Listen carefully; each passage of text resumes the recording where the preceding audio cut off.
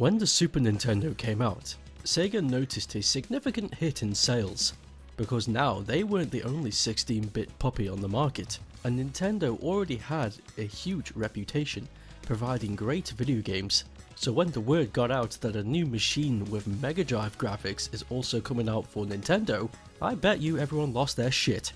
And that's not even to mention what games were released for it. The Super Nintendo is and was a brilliant machine, and Sega knew it, so they had to come up with a way to keep up and blow this new tech out of water.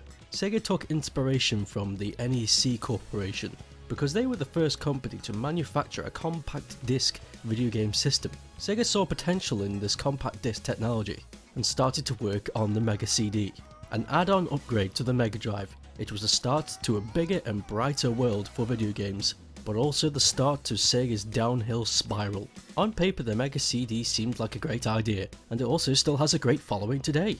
A lot of people love it, and why not? It has so many fantastic titles on it. You got stuff like Sonic CD, the Luna games, Snatcher, Robo-Molesty, Rise of the Dragon, Vey, Spider-Man vs. the Kingpin, Eternal Champions, Pop Full Mail, Final Fight CD, Shining Force CD, Echo the Dolphin CD, and there are so many others that I failed to mention, but I didn't know, and I wouldn't know, because I didn't care much for it, and I'll get back to that later.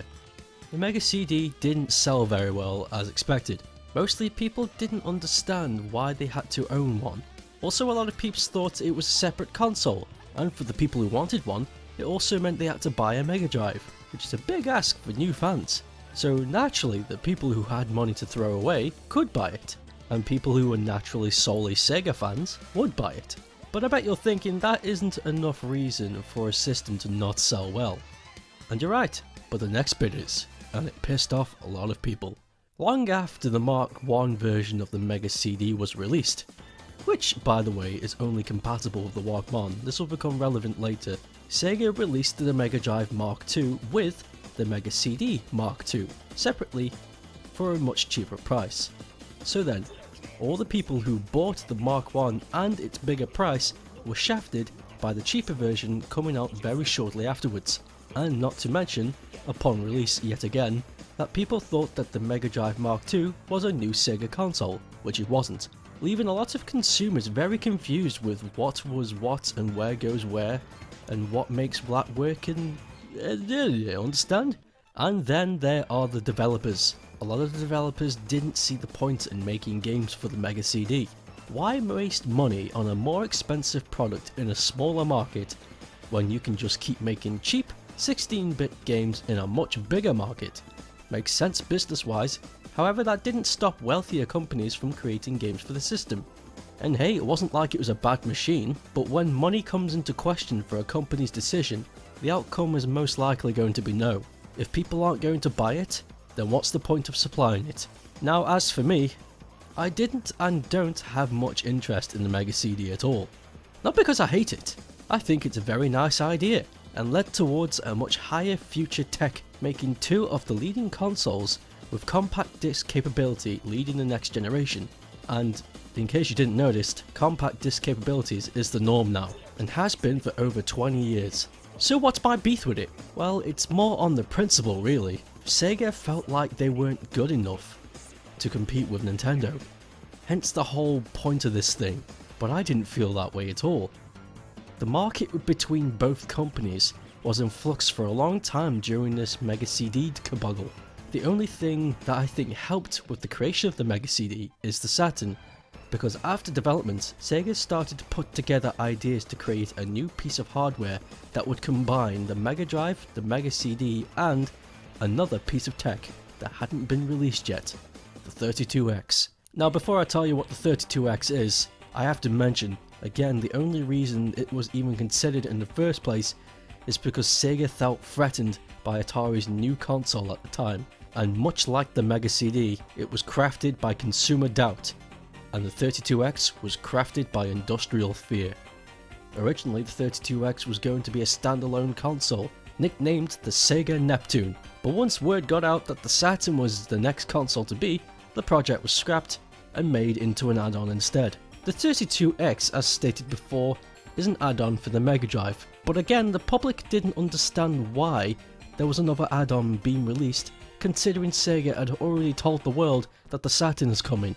Not to mention the 32X was expensive as hell, and for the people who did buy one, there really wasn't that many games that I would consider be worth playing for it. Here's a small list of what I think the 32X has going for it. Primal Rage, Knuckles Chaotix, Tempo, Zaxxon's Mother Base 2000, Virtual Racing Deluxe, Afterburner, Space Harrier, and Virtual Fighter. Now, it's not like the Mega CD where I could write down as many games as I like because I felt like they were all amazing. These were the only games I could count. These 8 games are the only games that I enjoyed, and I played them all thanks to emulation. And I did the same to the Mega CD library. Don't hate, I don't own either Mega CD or 32X, and I don't plan to ever. But I had to play them somehow, but at least the 32X was compatible with both the Mark I and the Mark II. So at least there's that. So as you can imagine, not a lot of people wanted this thing, and also the idea of, I'll wait for the Saturn, was already implanted into a lot of Sega fans' heads. And this will not come as a shock to most of you, but Sega of Japan and America weren't exactly in really good communication terms at this point. I know, crazy, right?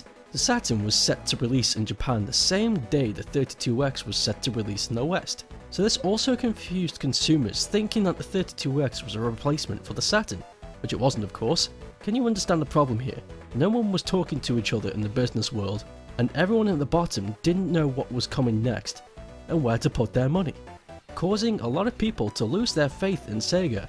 And if you weren't already a die-hard Sega fan, there was no chance anyone was going to touch Sega again, ultimately starting their decline as a video game company, and the start of a snowball which almost caused their own destruction. For me, these 2 pieces of hardware were a sign of paranoia. Sega only wanted to push these 2 things forward because they didn't have any faith in their own capabilities. They've both portrayed themselves and the consumers in thinking they had to push themselves beyond the point of reason because the idea that they might fall behind due to other companies. Some may say they did what any other business would do. However, I would most certainly disagree. Instead of strengthening their base with quality content, which they were doing in the first place, they splashed money in places that it didn't need to belong, and in so many places at one time. It was very hard to see where Sega's focus was. So many people and other development companies all backed out for other alternatives, because at this time, being anywhere near Sega was unstable. I will never support the Mega CD or 32X. This is my choice, and a message towards Sega for their past mistrust in all of us. Thank you for watching this video. If you want to watch more, click the big box. Make sure to support RGG, a very good website, and if you liked what I did, then you know they've got plenty more on their website, so go check it out. As always, I do shoutouts for 3 people, so I chose these 3: Pint-Sized Gaming, Carter's Retro Reviews, and Mike Tyler Gaming. Thank you for watching, see you next time.